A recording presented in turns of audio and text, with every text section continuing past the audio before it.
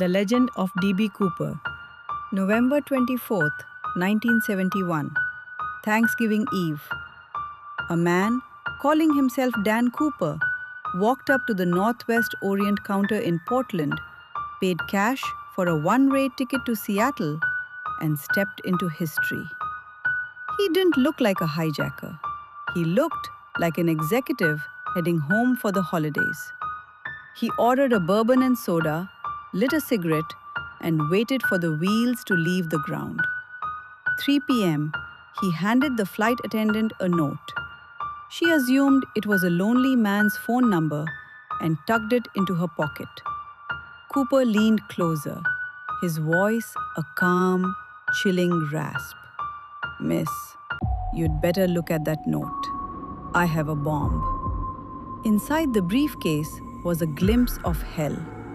Cooper demanded $200,000 in negotiable American currency and 4 parachutes.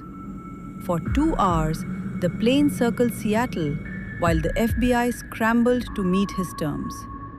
When they landed, Cooper was a ghost of efficiency. He exchanged 36 passengers for the cash and the chutes.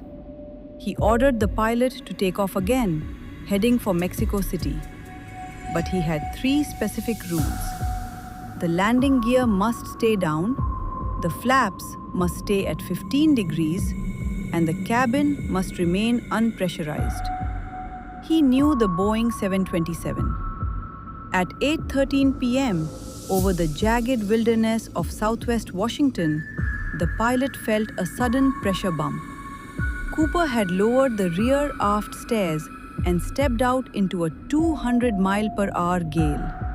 He jumped into a freezing thunderstorm wearing nothing but a suit and a parachute. No tracking device, no accomplice.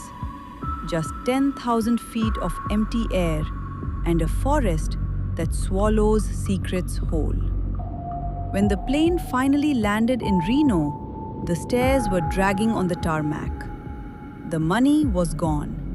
The parachutes were gone. And Dan Cooper had evaporated into the rain. FBI launched one of the most intensive manhunts in history. They found nothing. No body, no chute, no briefcase. Not until 1980, when a young boy digging in the mud at Tina Bar found $5,800 in rotting bills.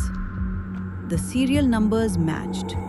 But the money didn't solve the mystery, it deepened it. How did it get there? Why was it buried miles from the jump zone? The FBI officially closed the case. They admitted defeat. Cooper had done what no one else in history ever managed. He beat the system. He beat the sky. And he beat time itself. Somewhere out there is a skeleton in a black tie clutching a briefcase. Or a man in his 90s sitting on a porch, watching the rain and smiling at the world he left behind.